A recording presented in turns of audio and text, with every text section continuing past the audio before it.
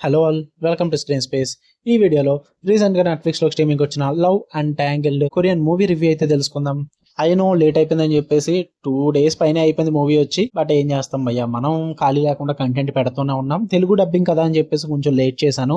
వేరే కంటెంట్ కి ఇంపార్టెన్స్ ఇవ్వాల్సి వచ్చింది. మూవీ డ్యూరేషన్ అయితే 1 hour 58 minutes అలా ఉంటుంది. తెలుగు డబ్బింగ్ కూడా బాగుంది. ఆబ్వియస్లీ నెట్ఫ్లిక్స్ ఫామ్ అంటే తెలుగు డబ్బింగ్ బాగుంటుందిలేండి. స్టోరీ ప్లాట్ విషయానికి వచ్చేస్తే ఒక 19 years గర్ల్ అయితే తన కర్లీ హెయిర్ తో అయితే కొన్ని ప్రాబ్లమ్స్ అయితే ఫేస్ చేస్తూ ఉంటుంది అనమాట. అదే టైంలో తను ఒక అబ్బాయిని కూడా లవ్ చేస్తూ ఉంటుంది. అలాగే ఆ అమ్మాయిని వేరే అబ్బాయి కూడా లవ్ చేస్తూ ఉంటాడు. ఈ ట్రయాంగిల్ లవ్ స్టోరీకి ఆ కర్లీ హెయిర్ కి అసలు ఉన్న లింక్ ఏంటి, అసలు ఏం జరిగింది తెలుసుకోవాలంటే మీరు ఈ మూవీ చూడాల్సిందే భయ్య. ఇక ఫుల్ వీడియోలోకి వెళ్ళిపోయి వీడియో ఖచ్చితంగా లైక్ చేసి రివ్యూని కూడా చివరి వరకు చూడండి.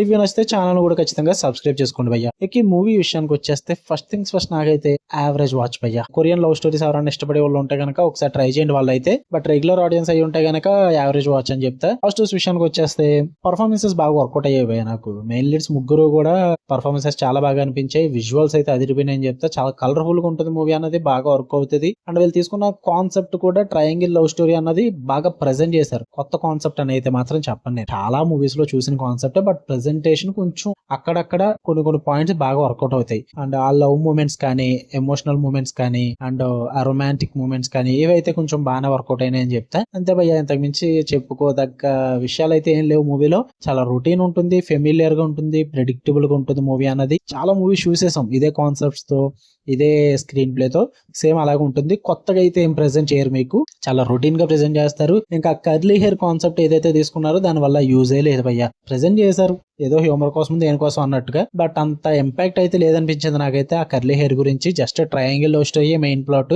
బట్ ఆ ట్రయాంగిల్ లవ్ స్టోరీని ప్రెజెంట్ చేసిన విధానం కూడా వన్స్ సెకండ్ హాఫ్ కి వెళ్ళేసరికి మీకు మొత్తం ప్రెడిక్టబుల్ గా అయిపోద్ది. అంటే అంత ఇంట్రెస్టింగ్ గా కానీ, అంత సస్పెన్స్ గా కానీ అనిపించదు. ఎమోషనల్ బీట్స్ కూడా అంతగా వర్కౌట్ అవ్వు. ఎందుకంటే కొరియన్ మూవీ కదా, తెలుగు ఎమోషనల్ సీన్స్ కే మనం కనెక్ట్ అవుతలేదు ఈ మధ్యన. కొరియన్ కి ఏం కనెక్ట్ అవుతాం, అది కూడా స్ట్రాంగ్ గా లేదు కాబట్టి. స్ట్రాంగ్ ఉంటే కనెక్ట్ అవుతాం, బట్ లేదు భయ్య. సో ఓవరాల్ గా అయితే ఇట్ వాజ్ యావరేజ్ వాచ్ అని చెప్తా. చూద్దాం అనుకుంటే ట్రై చేయండి. నెట్ఫ్లిక్స్ ఉంది, తెలుగు డబ్బింగ్ బాగుంది. ఫ్యామిలీతో చూడొచ్చా అంటే ఒక కిస్సింగ్ సీన్ ఉంటుంది, అండ్ బీచ్ లో ఒక ఎక్స్పోజింగ్ సీన్ అయితే ఉంటుంది. స్కిప్ చేసుకుని అయితే చూసేయచ్చు. ఓకే, మీకు వీడియో లైక్ చేయండి, షేర్ చేయండి, మీ ఒపీనియన్స్ కూడా కామెంట్ చేయండి. మళ్ళీ నెక్స్ట్ వీడియో కలుద్దాం. అంటే దాన్ని లవ్ యూ ఆల్, బై.